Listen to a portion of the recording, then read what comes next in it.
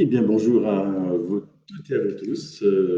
Voilà, c'est la reprise de ces Facebook Live après cette coupure des vacances d'été. J'espère qu'elles ont été bonnes pour chacun d'entre vous, qu'elles se sont bien passées, avec une météo convenable. Alors, certains ont eu la canicule dans le sud, d'autres ont eu un temps beaucoup plus mitigé dans le nord, en Normandie ou en Bretagne, par exemple. Voilà. En tout cas, j'espère que vous êtes bien tous rentrés, reposés. Les Facebook Live donc recommencent. On va garder ce rythme du Facebook Live du mercredi soir à 19h. C'est une modification que nous avions engagée l'année dernière. Et puis de toute façon, il est également visionnable en replay. Et donc, par contre, il n'y a pas de possibilité de me poser des questions. Donc, je salue pour l'instant les 6 spectateurs qui sont présents. Et donc, j'ai reçu une question tout à l'heure, donc à laquelle je répondrai bien évidemment. Et donc, ce Facebook Live est toujours l'occasion de faire le point sur l'actualité de Giroflay, bien évidemment,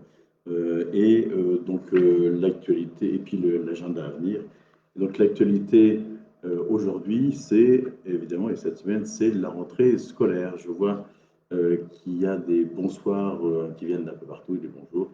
Je salue Vincent Guillon et Jean-Philippe Collier notamment, puisqu'ils sont tous les deux maires adjoints, et ils seront certainement appelés à répondre peut-être à certaines de vos questions, ou en tout cas compléter certaines de mes réponses si certaines concernent leur sujet ou leur domaine de compétence et d'attribution. Donc, premier point sur la rentrée scolaire. Cela s'est plutôt bien passé. Je salue aussi Benoît Florence, qui lui aussi est élu, mais d'une liste minoritaire, et qui avait fait le tour des écoles avec nous en partie. Ça devait être lundi après-midi. Voilà, donc tout s'est bien passé. Tous les enfants ont un enseignant. Alors parfois, l'enseignant est contractuel. Vous connaissez tous les difficultés que rencontre l'éducation nationale pour recruter et remplir notamment tous les postes de concours qui sont ouverts. Je salue également, bien qu'il y a beaucoup d'élus ce soir, Paola Pilikiewicz, déléguée au sport, et Christine Caron, qui est maire adjointe pour les centres de commerce et d'activité économique. Les enseignants sont tous présents. Sur les chiffres, nous sommes à peu près sur les mêmes chiffres que l'année dernière sur le nombre d'enfants, puisque nous avons 1341 enfants scolarisés cette année dans les écoles élémentaires et maternelles, dont donc 847 en élémentaire et 494 en maternelle, ce qui fait un total de 53 classes dans Viroflay. Nous avons fait le tour de toutes les classes entre lundi après-midi et mardi matin. Les classes élémentaires, ça représente 34 classes élémentaires pour lesquelles nous avons vu chacun des enseignants et l'ensemble des enfants. L'autre école, qui est une école privée de Viroflay, l'école Saint-François, qui se trouve rue Poït-Mazé, elle compte 215 enfants. Je n'ai pas encore les effectifs complets du collège. Je vous les donnerai quand je les aurai. La visite que nous avons faite, nous l'avons faite avec donc des élus de Viroflay, mais également avec la députée en fait, de la circonscription. Ça, c'était lundi après-midi. Donc, elle a fait le tour d'une école avec nous, Anne Bergance, et donc on a pu lui montrer que les écoles de Viroflay sont opérationnelles, que les enseignants s'y sentent bien, puisque beaucoup y sont depuis pas mal d'années, et surtout que les élèves, en fait, ils sont bien et disposent de l'ensemble de ce qu'il faut pour qu'ils puissent bien l'étudier.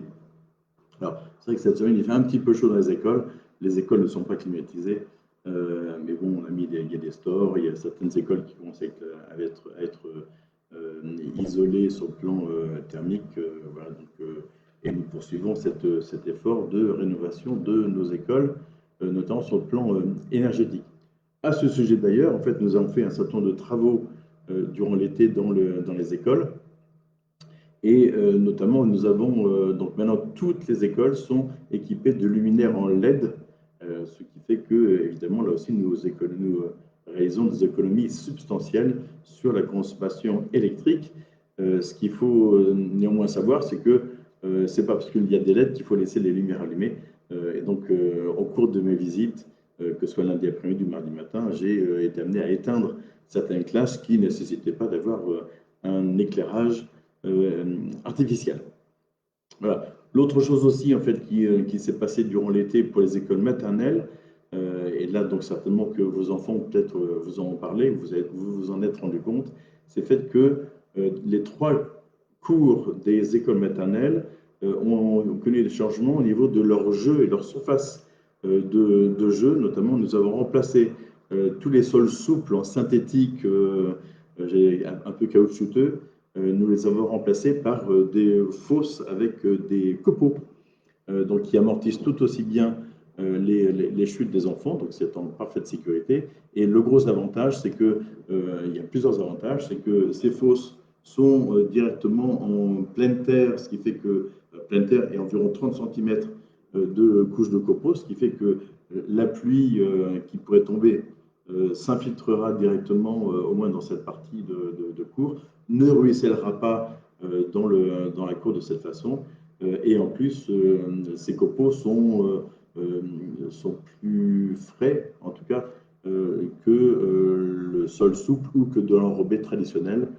Et donc, ça contribuera aussi à essayer de descendre un petit peu la température dans les cours d'école. Alors, le petit revers de la médaille, et là, je vous prie de bien vouloir m'excuser, pour ceux et celles qui font les lessives, et il est possible que vous retrouviez quelques copeaux dans les poches de vos enfants, donc soyez attentifs lorsque vous faites la lessive à bien retirer les copeaux en question. Voilà. Et il y en a un petit peu partout dans les cours d'école. Il faudrait qu'on passe un coup de balai, voire qu'on apprenne aux enfants à passer le balai. Donc pourquoi pas, ça peut être aussi une activité ludique. Ça peut se concevoir comme tel. Restons sur la question des jeunes.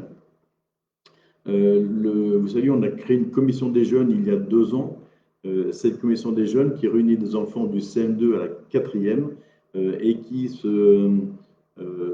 est composée pour... ah oui, un commentaire. Les enfants adorent lancer ces copeaux en l'air sur la tête des copains. Oui. Et puis il y a aussi des jeux dans lesquels ils peuvent glisser les copeaux. Il y a un tuyau. Voilà. En tout cas, ça les amuse beaucoup. Pour l'instant, on verra bien plus tard. Oui, donc je disais, la commission des jeunes, donc c'est pour un mandat de 2 ans. Les élus de Viroflay en charge du secteur scolaire vont passer à partir du 15 septembre dans les différentes écoles, dans les classes de CM2, 6e, 5e et 4e, pour présenter les modalités, le fonctionnement de la commission des jeunes et solliciter les candidats pour cette commission des jeunes. Et donc, ce seront 16 jeunes qui seront désignés et les candidatures se feront du 15 septembre au 8 octobre à partir d'un formulaire qui sera disponible sur le site de la ville. Toujours sur le plan du scolaire, mais un petit peu plus sur la question du périscolaire, nous avons, comme chaque année, en fait, rencontré des difficultés pour recruter les animateurs pour les centres de loisirs, pour tout ce qui est périscolaire. Mais nous avons réussi à rattraper un petit peu le retard sur la fin août. Et là, il nous manque encore quelques postes d'animateurs. Nous avons beaucoup d'enfants qui sont inscrits dans les centres de loisirs. Et donc, il nous manque encore, je crois, près de 5 ou 6 animateurs à recruter. Donc, si vous connaissez des personnes, jeunes, moins jeunes, peu importe, mais qui aiment bien les enfants et qui sont en mesure de les accompagner dans ces activités, ben, n'hésitez surtout pas à les envoyer vers la mairie. Nous recrutons. Et puis, je crois que vous avez aussi entendu, en fait, puisqu'on parle de rentrée scolaire, vous avez entendu un certain nombre de propositions du président de la République qui considère que les vacances sont trop longues et qu'il faudrait pouvoir rentrer plus tôt, notamment pour les élèves qui ont des difficultés. J'ai fait un sondage dans les écoles un petit peu, en fait, dans certaines classes. Je peux vous dire que les enseignants sont assez réticents à cette possibilité de rentrer plus tôt. Et puis, beaucoup d'élèves le sont également, voire même des parents d'élèves.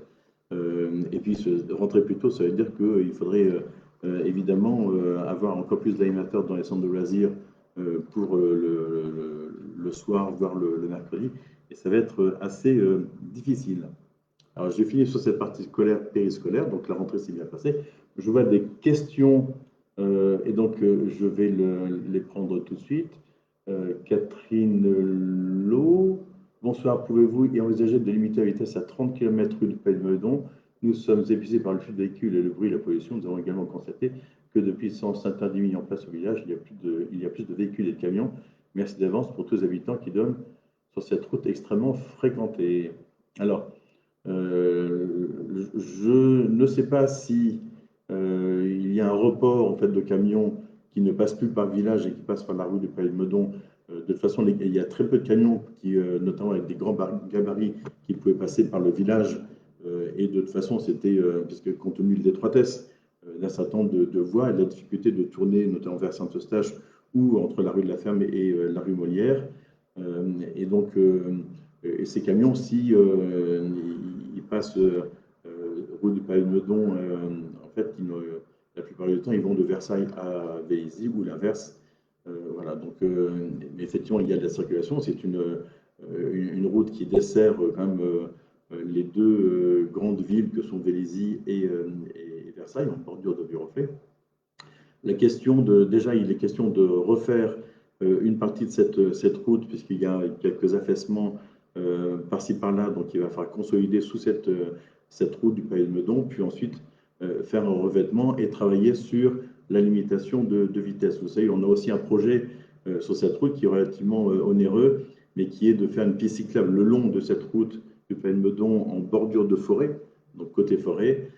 Et également, en fait, dans ce projet, nous envisageons de réduire la largeur des voies de circulation, ce qui permettra aussi visuellement de créer une forme d'insécurisation, en quelque sorte, des personnes qui l'empruntent en véhicule automobile ou motorisé, pour faire en sorte que les vitesses aillent un peu moins vite. On essaie de trouver d'autres systèmes, mais les ralentisseurs qui sont en place soulèvent un certain nombre de protestations de la part de riverains qui se trouvent à proximité. Donc, c'est un sujet important et on ne pourra réduire à 30 km/h cette route que s'il y a des aménagements spécifiques qui sont réalisés.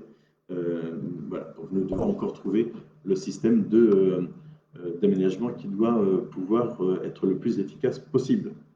Voilà. Donc, tout cela est en cours de réflexion, donc je ne peux pas vous apporter de réponse précise. Le 30 km/h sera instauré dans Viroflay, dans la plupart des axes de Viroflay, et donc voilà, il est difficile de mettre à 30 km/h une rue qui naturellement peut être amenée à circuler à 50, parce que là, dans ce cas-là, il faut pouvoir contrôler, et je ne pense pas que nous aurons des radars qui seront positionnés par le préfet. On peut toujours en demander un, mais je n'en suis pas persuadé.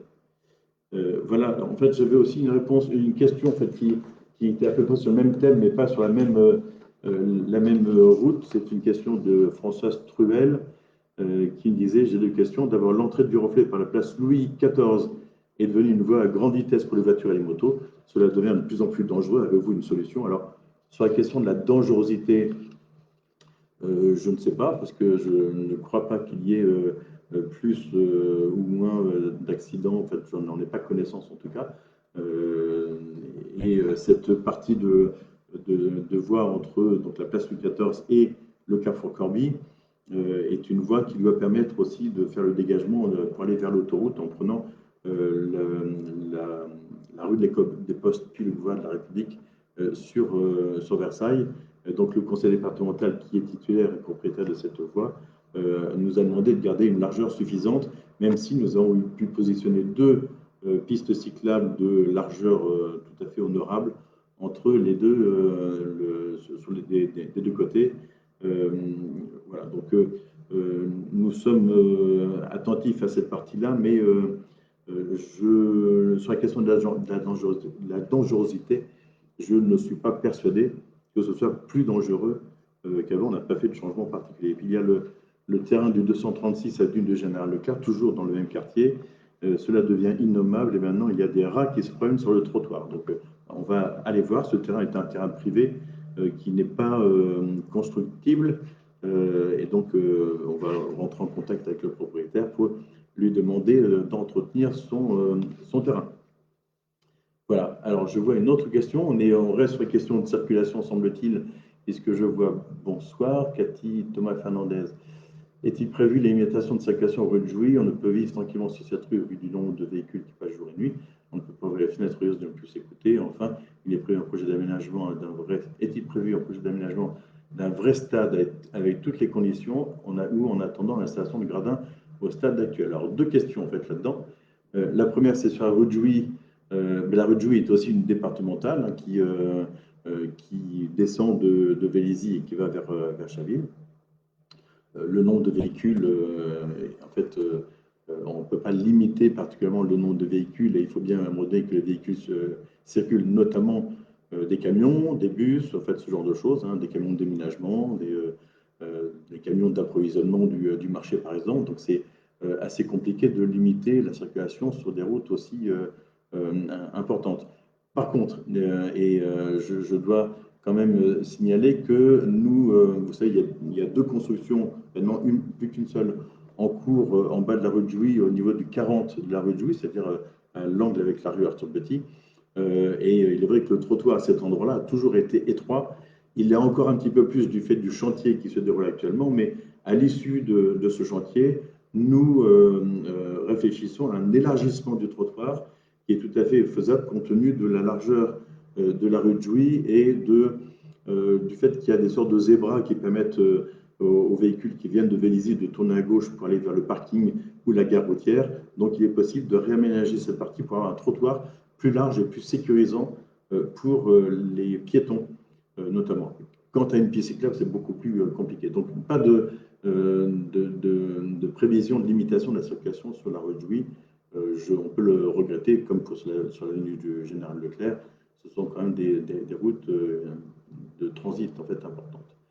Sur la question de l'aménagement d'un vrai stade, je ne sais pas ce que vous entendez par un vrai stade. Viroflay est doté d'un stade avec des buts, une pelouse synthétique, voilà, que nous avons déjà changé une ou deux fois, il me semble.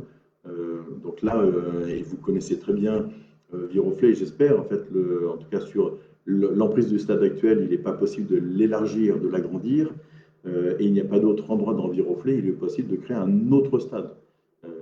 Si vous connaissez bien Viroflay, vous regardez une vue aérienne, c'est extrêmement difficile. Donc, sur la question des gradins, la question m'a déjà été posée, je crois que j'avais fait une réponse.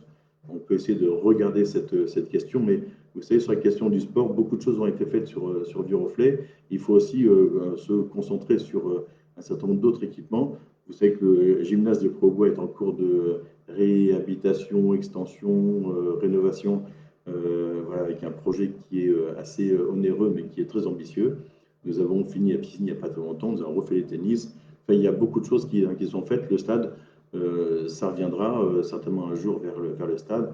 Nous construisons une crèche aussi actuellement. Nous allons refaire l'équipement de la Forge pour l'animation des personnes âgées. Nous allons rénover à partir du 18 septembre le centre Philippe de Dieu-le-Veut pour y accueillir nos adolescents. Donc, vous voyez, à un moment donné, il y a aussi des choix à faire. Donc, voilà, je ne pense pas que les footeux soient particulièrement mal lotis, ou les sportifs en tout cas de façon générale. Une autre question de Monica Salmon. Bonsoir, le cabinet médical rue de la Libération, quand va-t-il ouvrir? Avez-vous trouvé des médecins? Merci. Alors, il ouvrira quand on aura trouvé des médecins. Voilà, il est prêt, c'est-à-dire l'aménagement intérieur a été réalisé donc, par les services de la ville en partie et par une entreprise. Donc en fait, il contient 3 cabinets médicaux plus une salle d'attente. Et donc voilà, Vincent Guillon, qui m'est adjoint en charge de ces questions de santé, répond: nous sommes toujours en recherche de médecins. Là aussi, je fais systématiquement des appels pour savoir si vous avez de votre côté des connaissances médecins ou qui finissent leurs études de médecin ou des amis ou de la famille. N'hésitez surtout pas à nous les envoyer, notamment à Vincent Guillon qui se charge de recevoir tous les médecins potentiels, d'aller voir les médecins actuels pour voir si dans les internes qu'ils peuvent recevoir en stage, certains ne seraient pas intéressés pour venir s'installer à Viroflay. Je rappelle aussi que ce cabinet médical, on l'a acheté, ces locaux, on les a achetés dans cette perspective de cabinet médical. et nous louerons ce cabinet médical à des tarifs tout à fait préférentiels pour faire en sorte que les médecins soient incités à venir. Pour l'instant, ça ne semble pas être de nature à les inciter de façon suffisamment importante pour venir s'installer sur Viroflay. Pourtant, on en fait la promotion. Ça, je peux vous le dire. Voilà, j'attends d'autres. Voilà. Monica Salmon, je suis infirmière libérale déjà sur Viroflay. Non, malheureusement, personne n'a raison.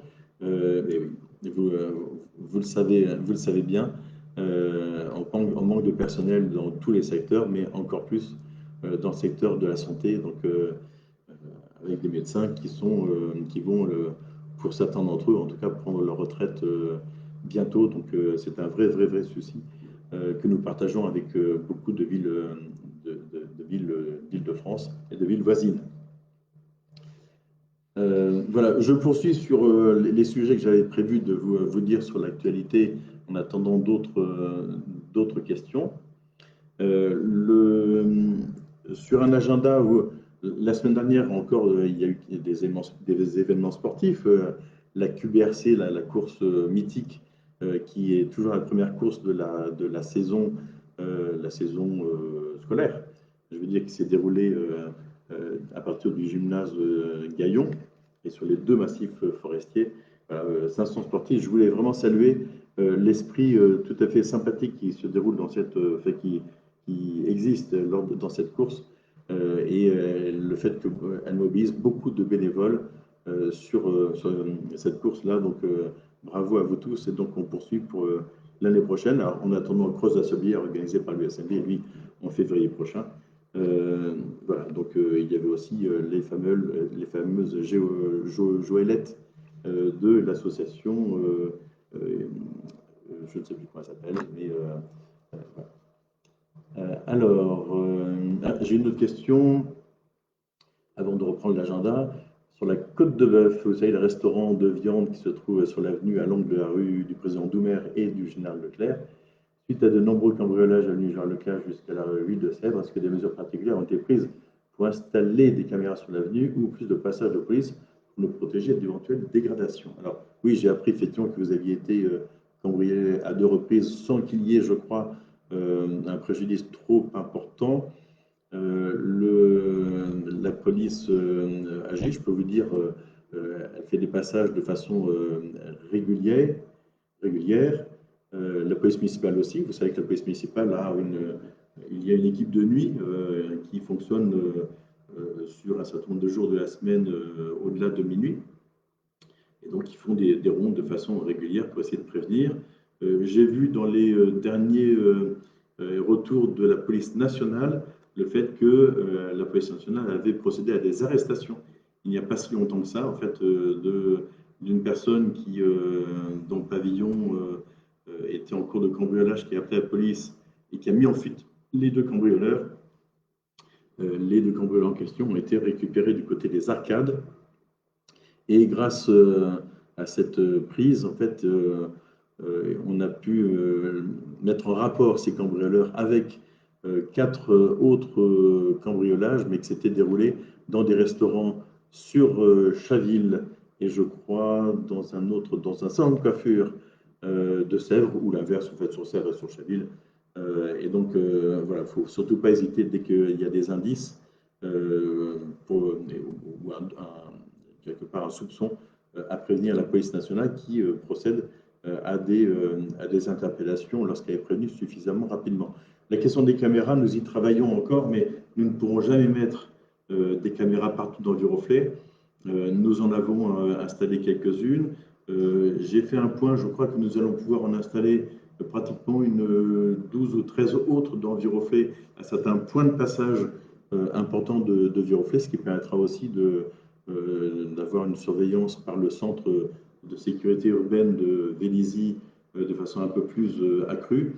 Et puis surtout, en fait, n'hésitez pas, que vous soyez commerçant ou particulier dans un pavillon, il est important de pouvoir protéger vos locaux et mettre des alarmes pour pouvoir vous-même être informé et de ce fait informer la police nationale le plus tôt possible et qui sait qu'il y a des caméras dans Viroflay, qu'il y en aura d'autres, Et donc, ce qui permettra d'avoir une possibilité accrue d'identification des malfaiteurs et de pouvoir les récupérer. Je n'ai pas connaissance de davantage de cambriolages sur Viroflay durant l'été que les années précédentes. Voilà, s'il y en avait eu beaucoup plus, je pense que la police m'en aurait informé. Je reviens sur Cathy Thomas Fernandez. Je me permets de rebondir, faire d'apporter quelques précisions rue de Jouy. Les nuisances sonores sont à la limite du supportable, et ce, quelle que soit en journée et aussi la nuit. Il suffit de passer une heure en journée pour se rendre compte. Lorsqu'une construction récente ou en cours, non, on n'a rien arrangé cela. Je ne sais pas pourquoi. Enfin, je constate, concernant le stage, je suis au regret de constater que les villes alentours ont de meilleures installations, ce qui est dommage compte tenu de notre ville et de l'image du fait bon vivre. Merci de comparer avec les villes voisines, mais je pense que nous n'avons rien à envier aux villes voisines. Je crois que Chaville ne possède pas de piscine, que Vélizy a une piscine qui est très ancienne, qui n'a pas les mêmes caractéristiques que celle de Viroflay. Que le gymnase des Prés-aux-Bois qui va être fait disposera d'une salle d'escalade qui n'existe pas forcément dans toutes les autres villes.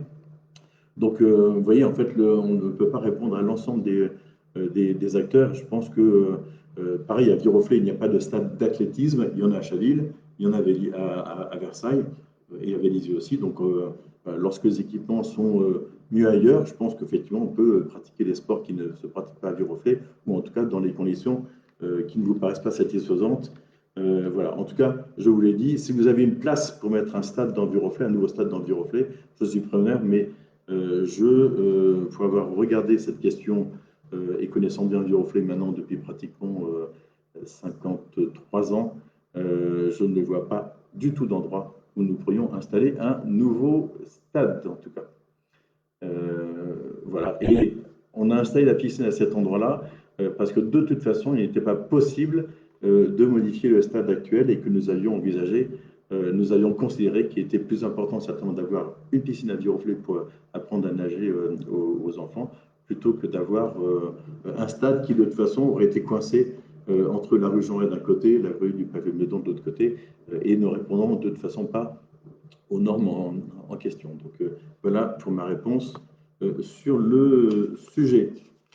Je rappelle aussi que le stade, le gymnase des Prés-aux-Bois que nous réhabilitons permettra de disposer aussi d'une grande salle, ça ne vous concerne pas pour le foot, mais de disposer d'une deuxième grande salle de sport collectif, ce qui permettra de beaucoup mieux pratiquer le volley, le basket, voire éventuellement un troisième sport collectif, si besoin, comme le hand par exemple. Donc voilà, ça, et puis pareil pour le tennis de table, les conditions d'exercice de ce sport seront beaucoup plus sympathiques et intéressantes qu'elle n'existait jusqu'à présent depuis des dizaines d'années.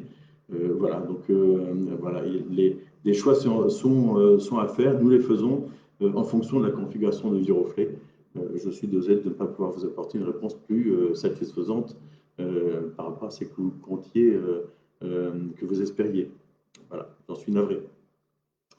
Je reviens un petit peu sur l'agenda. Je vous rappelle, donc nous avons eu aussi l'accueil des nouveaux arrivants. Plus de 120 Viroflaysiens sont venus à cet accueil des nouveaux arrivants. Et je peux vous dire que ces nouveaux Viroflaysiens viennent de communes aux alentours, en partie de Paris, de Sèvres, de Versailles, et trouvent que Viroflay, c'est une ville où il fait bon vivre, semble-t-il.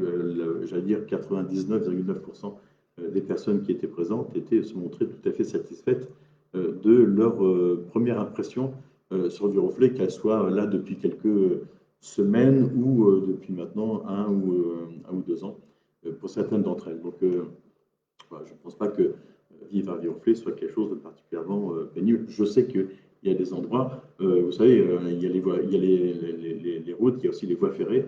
Je vais vous en parler d'ailleurs des voies ferrées parce que les voies ferrées nécessitent de faire un certain nombre d'entretiens et pour ceux qui sont riverains de la voie ferrée de rive gauche, notamment de la ligne qui va vers Montparnasse, et donc il y a une réfection totale de cette voie de Vanves jusqu'à Trappes. Et donc cette réflexion, c'est renouvellement des rails, des traverses, du ballast. Donc c'est avec des trains qui font le travail assez rapidement, mais néanmoins le travail se fera de nuit. Il y a quelques semaines qui vont être un petit peu pénibles. Et donc ce travail devrait commencer à partir de la dernière semaine de septembre, avec des travaux préparatoires, puis après sur Viroflay entre le 6 novembre et le 2 décembre. Euh, voilà, les nuisances sonores seront donc aussi à attendre sur Viroflay, mais vous avez un peu l'habitude parce que ceux qui sont riverains des gares ont déjà vécu les travaux de mise en accessibilité des différentes gares de Viroflay, qu'elles soient rue droite, rue gauche ou Jaluc-Vélizy, et ont déjà subi un certain nombre de nuisances sonores. C'est l'avantage et l'inconvénient de Viroflay. Il y a des trains, il y a des, des routes, et donc il faut aussi faire avec. Je regarde d'autres questions. Bonjour, est-ce que l'installation des bornes de recharge électrique est envisageable sur l'avenue du Général Leclerc, idéalement de forte puissance? Alors pour l'instant, nous avons installé des bornes de recharge de voitures électriques dans Viroflay via le syndicat intercommunal du gaz et l'électricité en Ile-de-France, le CIGEIF. Il y en a quelques-unes positionnées dans Viroflay à des endroits où les voitures peuvent stationner un petit peu longtemps, notamment la nuit. Il y en a sur le parking Coste-Véonte, il y en a dans le parking du gymnase Gaillon et également sur la place de Verdun, et avec des modes de recharge un peu variés, en rapide ou en moins rapide. Pour l'instant, en fait, en interrogeant le CIGEIF, ces bornes-là ne sont pas encore très utilisées, et donc ils attendent d'avoir une utilisation un peu plus massive de ces bornes pour pouvoir en installer d'autres. Et c'est le même principe dans les autres villes. Et donc, comme nous sommes en cheville, j'allais dire, avec le CGIF pour les installer, nous devons attendre que ces installations soient un peu plus, entre guillemets, rentables. Donc, voilà, je note, j'ai déjà eu cette demande-là hein, sur l'avenue notamment, mais je la note encore pour pouvoir relancer le CGIF et lorsqu'ils auront des moyens financiers un peu plus importants et que les bornes existantes seront elles-mêmes utilisées, je pense que nous pourrons en bénéficier. Aurélie Jus, bonjour Aurélie d'ailleurs. Bonsoir, est-il prévu de passer tous les rangs en zone 20 et faire fonctionner les radars en fait en haut de la rue des Fleurs peut-être? Alors, le radar, ça doit être le radar pédagogique, alors qui est positionné de façon régulière dans Viroflay, dans différentes rues. Il y a une liste d'attente pour l'instant sur les rues dans lesquelles nous allons le positionner. La rue des Fleurs, il y a quand même 2 stops dans la rue des Fleurs, un au niveau de l'avenue Pierre-Grenier et un au niveau de l'avenue du Parc. Donc, normalement, les stops peuvent contribuer aussi à faire ralentir les véhicules. En tout cas, la question de la zone 30 est envisagée dans toutes les rues de Viroflay, sauf les rues, j'allais dire, les départementales. Et donc, la question se pose et la difficulté majeure en fait, à laquelle nous sommes confrontés, c'est le fait que lorsqu'on passe en 30, en zone 30, là, le contresens cyclable ou le double sens cyclable, c'est-à-dire dans le sens inverse des véhicules pour les voitures, les rues à sens unique, le double sens cyclable est autorisé. Et donc, nous nous interrogeons sur la possibilité de faire le double sens cyclable dans toutes les rues qui seront en zone 30. Donc, c'est encore un travail que nous devons réaliser et il devrait être fin parce qu'il y a des endroits où nous devrons l'autoriser de façon normale, c'est-à-dire avec le fonctionnement des zones 30, mais il y a des endroits où nous devrons aussi l'interdire parce que nous considérons que ces endroits seront trop dangereux pour la circulation des vélos à contresens. Donc c'est encore un travail à réaliser, mais ce passage en zone 30 d'une très très grande partie de Viroflay est envisagé. Je regarde une autre question. Pourquoi une augmentation de plus de 12% de la taxe foncière? Est-ce pour compenser la disparition de la taxe d'habitation ou les surcoûts liés à l'inflation? Alors, vous avez une partie des réponses. Effectivement, vous êtes en train de recevoir, c'était un des points que j'avais mis dans l'ordre du jour de ce que je voulais vous dire aujourd'hui. Effectivement, vous recevez actuellement la taxe foncière, en tout cas les propriétaires reçoivent la taxe foncière. Les locataires, maintenant, ne paient plus aucune taxe sur Viroflay, puisque la taxe d'habitation a été supprimée. Elle a aussi été supprimée, cette taxe d'habitation, pour les propriétaires. Donc, en fait, vous avez vu, vous avez pu bénéficier de façon progressive, pour certains d'entre eux, d'une baisse de la taxe d'habitation jusqu'à sa disparition complète l'année dernière. Et donc, effectivement, cette année, l'augmentation est liée à deux origines. Premièrement, c'est l'origine, c'est le Parlement qui augmente les bases, les bases foncières sur l'ensemble de la France. Donc, les bases foncières ont été augmentées du fait de l'inflation de pratiquement 7,1% cette année par le Parlement. Et d'autre part, le conseil municipal a voté une augmentation du taux de la taxe foncière, ce qui n'était pas arrivé depuis 2010. Donc, le taux était resté le même durant pratiquement 13 années. Mais la compte tenu en fait, de l'évolution, notamment des prix de l'énergie, du gaz et de l'électricité, qui, je le redis, je l'ai déjà dit ici, mais j'ai déjà dit aussi en réunion publique, nous avions un budget pour l'énergie de l'ordre de 550 000 euros les années précédentes. En 2022, le budget est passé à 800, je crois 850 000 euros. Et nous prévoyons que pour 2023, ce budget sera aux alentours de 1,4 million, 1,5 million, je crois.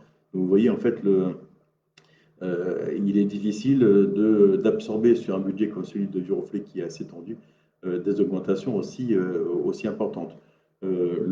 Évidemment, nous subissons aussi un certain nombre d'autres augmentations. Et le point qui est important, je vous ai parlé tout à l'heure du programme d'investissement de Viroflay, qui est un programme qui est connu et que nous avons lancé sur ce mandat avec le gymnase des Préaubois, le centre de Dieu-le-Veut, la forge, la crèche des réservoirs.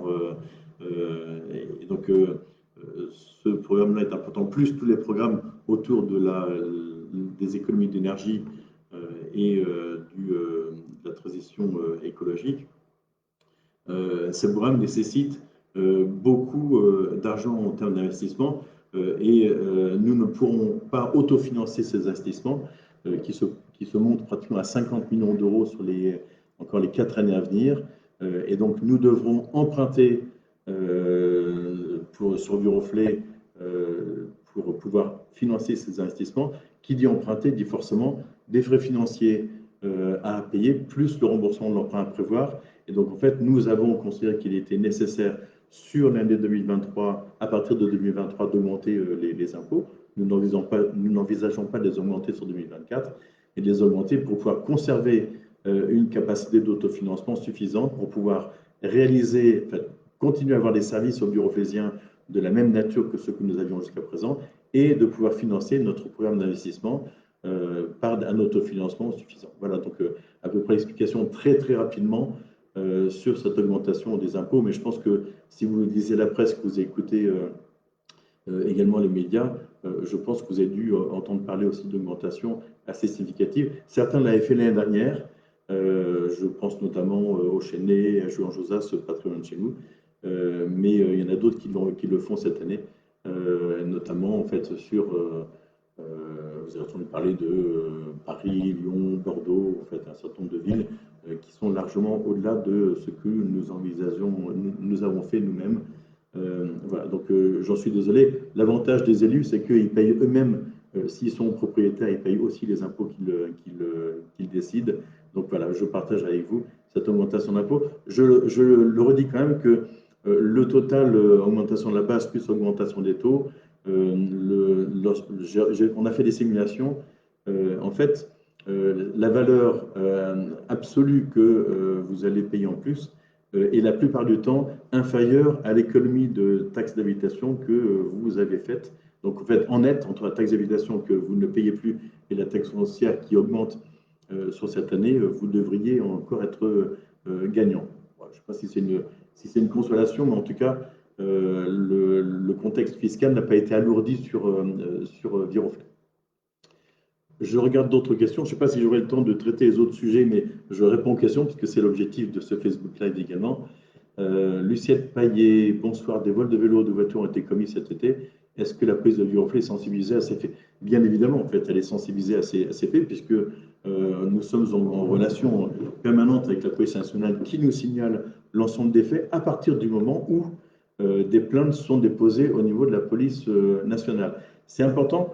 Je sais que parfois des personnes disent je me suis fait voler mon vélo à la gare ou chez moi et de toute façon porter plainte ça ne servira à rien. Si ça sert à quelque chose, ça sert à faire en sorte que la police nationale soit au courant de cela, ça sert dans les statistiques en quelque sorte, et ce qui permet aussi que nous soyons nous-mêmes informés de ces éléments pour qu'on puisse recouper, éventuellement faire des rondes un peu plus fréquentes dans tel ou tel quartier si on considère que c'est tel ou tel quartier qui est visé par des cambrioleurs. Donc, par ailleurs, en fait, sur les voitures, il y a beaucoup moins de vols de voitures lorsque les voitures sont garées à l'intérieur des propriétés. C'est un fait. Elles sont plus fréquentes lorsque les voitures sont sur la voie publique. Donc là aussi, si vous avez la possibilité de rentrer votre voiture, rentrez-la. Et surtout, éventuellement, mettez des systèmes de protection complémentaires. Il y a beaucoup de voitures maintenant qui sont à démarrage électronique et les cambrioleurs ont maintenant des solutions pour démarrer les voitures électroniques. Donc, vous pouvez aussi mettre des antivols de volant, fait un certain nombre de choses. La protection complémentaire est nécessaire, tout comme je le disais tout à l'heure, pour les commerces ou les habitations. Il est nécessaire de protéger aussi par vous-même vos différents biens. Voilà, mais la police municipale de Viroflay évidemment est sensibilisée à cela. Je regarde, le stationnement prolongé n'est pas toujours envisageable la nuit car il y a un surcoût non négligeable lié à la durée du branchement. Ah, ça, on est sur les bornes électriques, d'où l'intérêt d'avoir plus de bornes de recharge à proximité, ça pour inciter les habitants des immeubles collectifs à passer à la voiture électrique. C'est bien qu'une deuxième phase soit prévue, espérons que la date soit prochaine. Et Jean-Philippe Collier, vous répondez que les immeubles ont aussi l'obligation de mettre en place des bornes. Vous pouvez, dans les copropriétés également, mettre en place des bornes de recharge sur les places de stationnement. Donc là aussi, ça peut se décider en assemblée de copropriété pour le faire. Les immeubles neufs, théoriquement, doivent aussi être équipés, ou en tout cas équipables.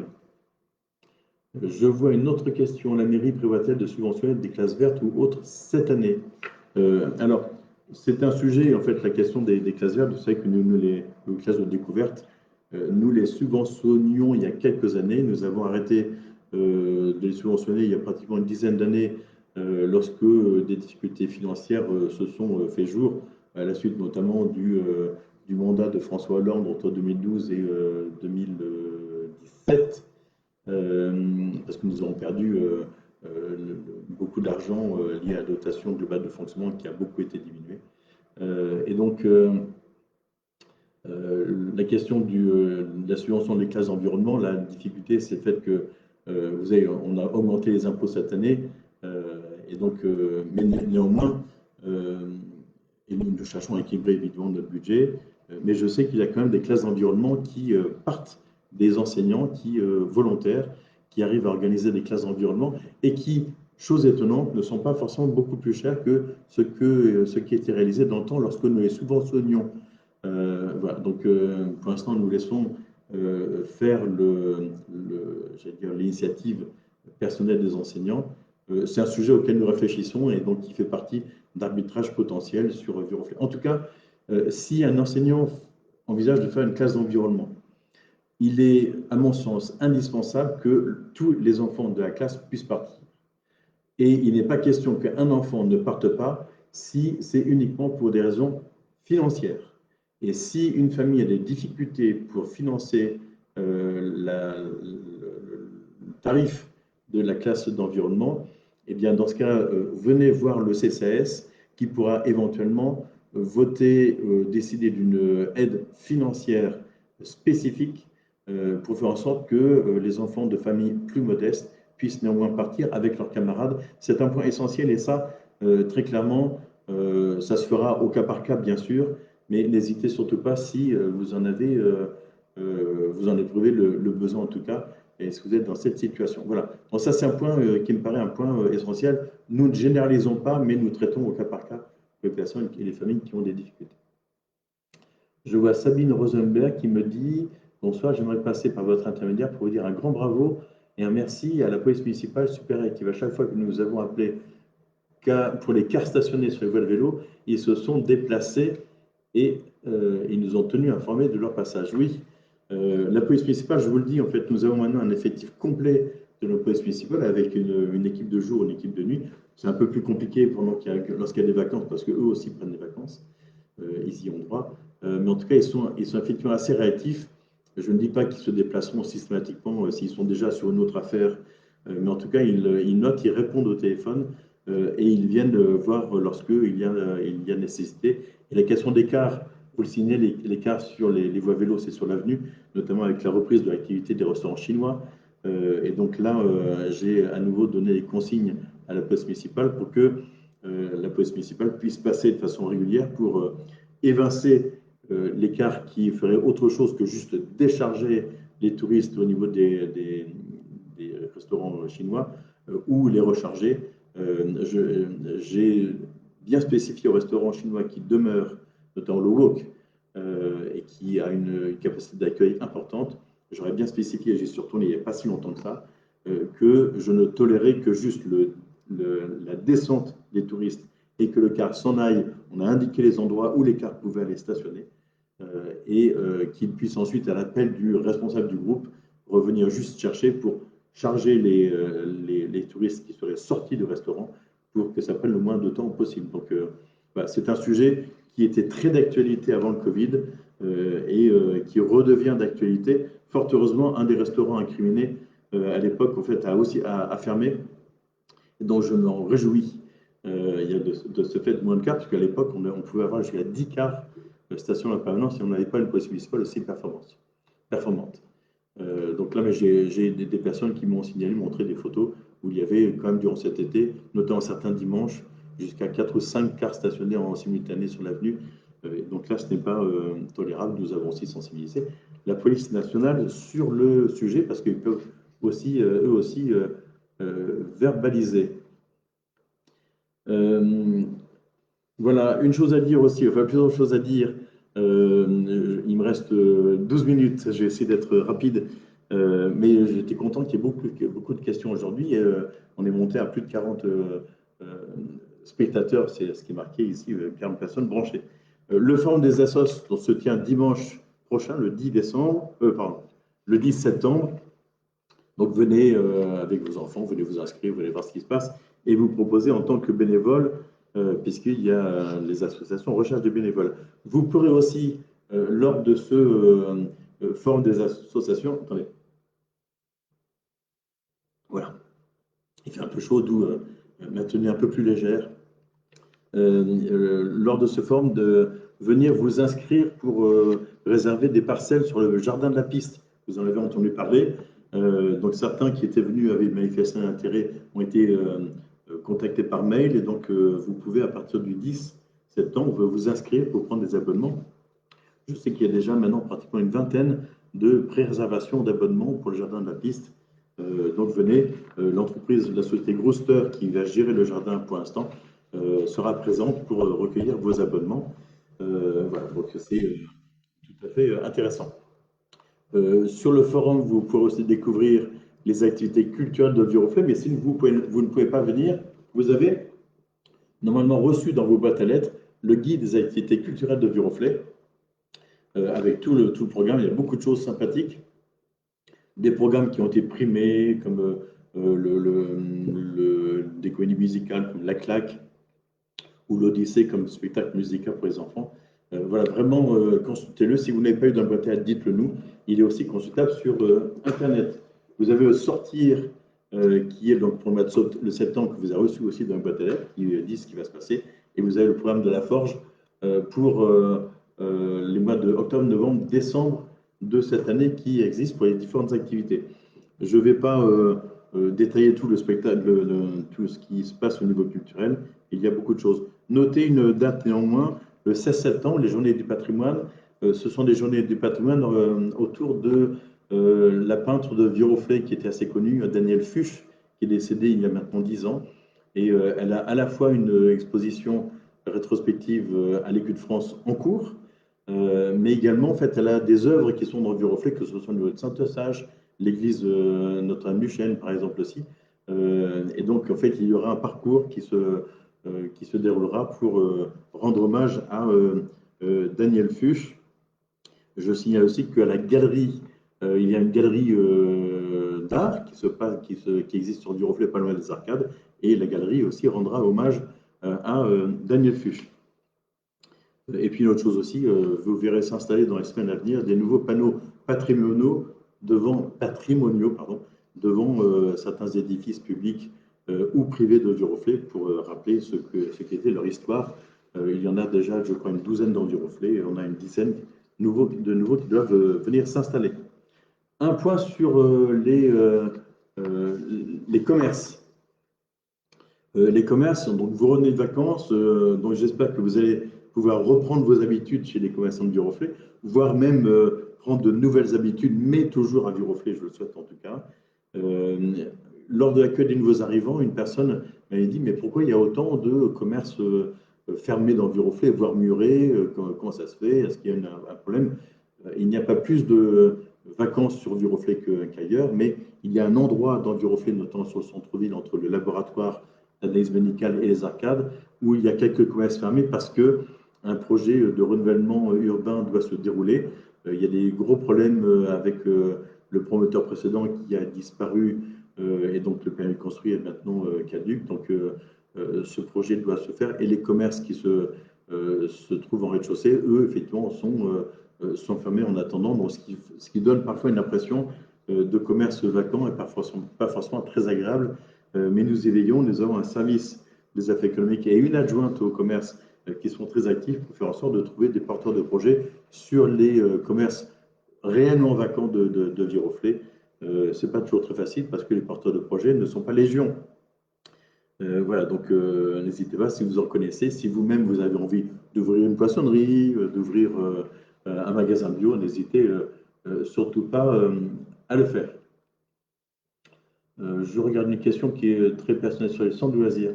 Et il est possible d'avoir des dérogations de sortie avant l'horaire habituel pour des motifs médicaux. Il nous indiquait que ce n'était pas possible car elle n'a pas le personnel pour. Ça, je n'ai pas la réponse à vous faire. Voilà, je ne sais pas. J'avoue ne pas savoir. S'il y a des questions vraiment impératives de sortie des centres de loisirs pour ce genre de choses, voilà, je vais voir si c'est possible de le faire. Voilà, donc voilà. L'autre question derrière, Denise Laborski, c'est le programme franco-suisse, je viens d'en parler, sur l'avenue entre les Palois et des Arcades. Il se fera, mais pas avec franco-suisse, et pour l'instant, il n'y a pas encore de promoteur qui soit sur le coup. Sur les commerces, il y a des ouvertures de commerce qui ont été faites. Je tiens à le signaler aussi, donc n'hésitez pas à y aller. Un commerce, ou en tout cas un local d'activité, s'est installé à la place d'un restaurant. Je regrette qu'il n'y ait plus ce restaurant qui était l'Arbousier, mais il existe maintenant un salon de massage à la place de l'Arbousier qui s'appelle le Silent Sea. Et donc un salon de massage apparemment extrêmement professionnel et très zen. Et donc l'accueil est excellent, donc n'hésitez pas à vous y rendre. Vous verrez, donc c'est tout à fait sympathique. Je crois qu'il y avait une offre promotionnelle pour l'ouverture. Voilà, donc faites-lui bon accueil, vous verrez, vous serez très bien accueillis. Colocataire qui est à côté de la pharmacie, à côté des arcades, qui était déjà installé, renouvelle un peu son offre. Il y a beaucoup plus d'offres de frais, notamment en viande. Il y a aussi du poisson. Alors c'est sous vide, mais c'est du très bon poisson et de la très bonne viande.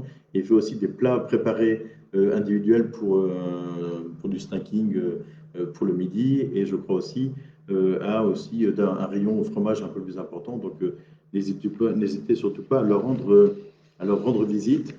Sur le quartier Chailly-Vélizy, rue René, les Merveilles de Viroflay, je ne sais pas si vous connaissez les Merveilles de Viroflay, mais c'est le nom du magasin, mais qui est pour bien démarrer la rentrée, c'est un magasin de seconde main, principalement de vêtements pour adultes et enfants. Donc, c'est des vêtements pas chers, parfois de marque et en tout cas de très bonne qualité. Et donc, n'hésitez pas. Et je crois savoir, et ça, c'est une information de première main et en avant-première, c'est peut-être que un traiteur italien devrait prendre la place du japonais qui se trouve sur la place du 11 novembre, à côté du marché. Et donc, voilà, le japonais est parti. C'est un traiteur italien qui va prendre sa suite. Même Laborski regrette la disparition d'un charcutier traiteur, mais ça fait partie justement des professions qui sont de plus en plus difficiles à trouver. Donc, on en a sur le marché des charcutiers traiteurs. Donc, allez sur le marché, on a la chance d'avoir quand même des marchés à Viroflay qui vous permettent de vous approvisionner au moins 3 voire 6 fois par semaine sur la ville.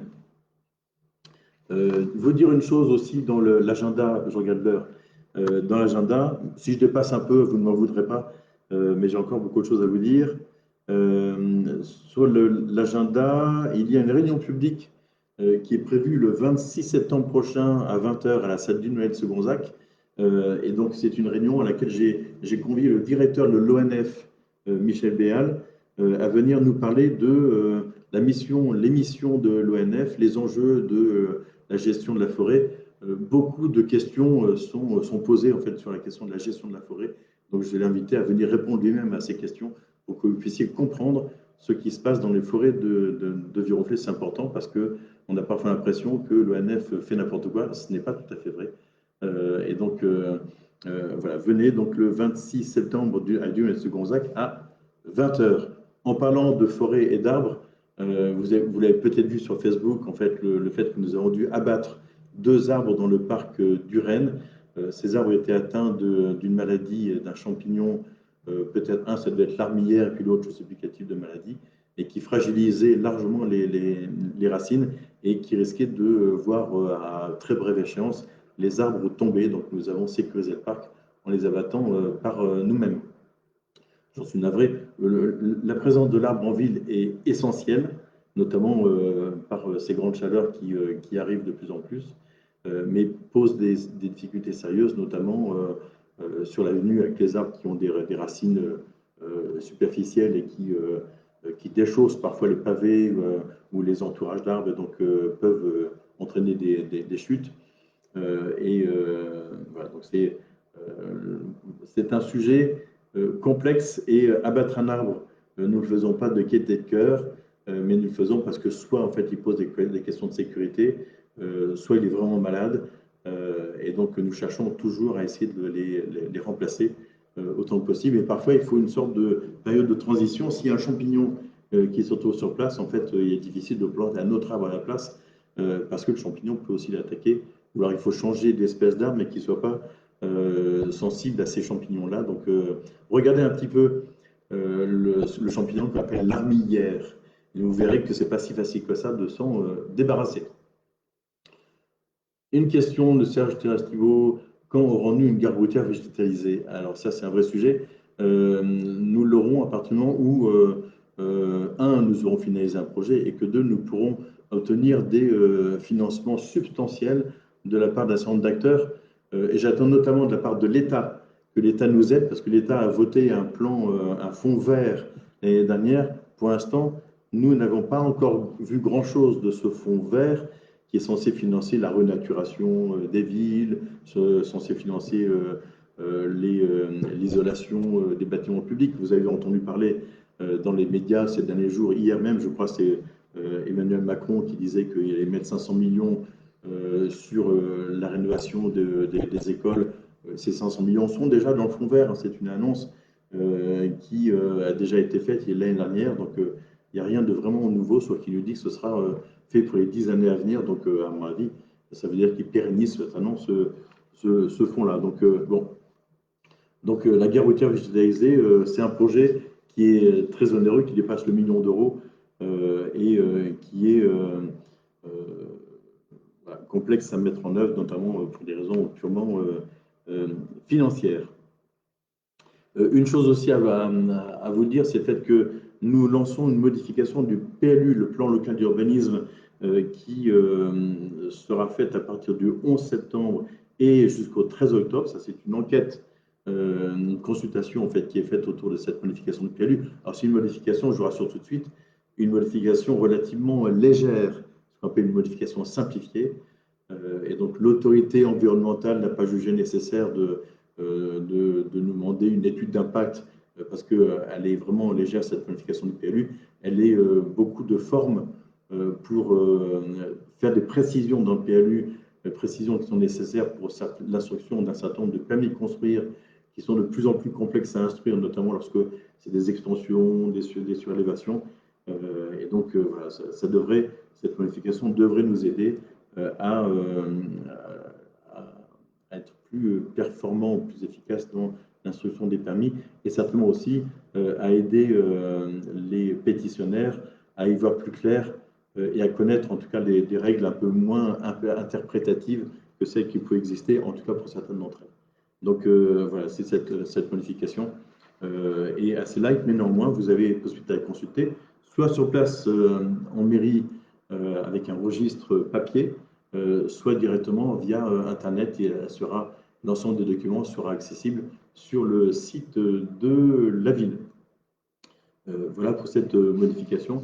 Et une toute dernière remarque que j'ai à vous faire, c'est le fait que cette année, il n'y a pas d'élection, en tout cas pour l'ensemble des électeurs. Il y a une élection qui se tiendra le 24 septembre prochain, mais à laquelle sont invités les grands électeurs, que sont les conseillers municipaux, conseillers départementaux, conseillers régionaux, députés également, et donc les sénatoriales qui vont permettre de renouveler la moitié du Sénat, et donc les édiles sont concernés.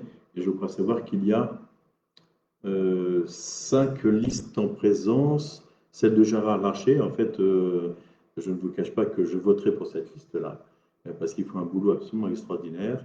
Une liste menée par un sénateur lié à Emmanuel Macron, en fait, de son parti. Une liste d'indépendants également. Une liste du Rassemblement national et puis une liste rassemblant les candidats de gauche et d'écologie, je crois, de LFI.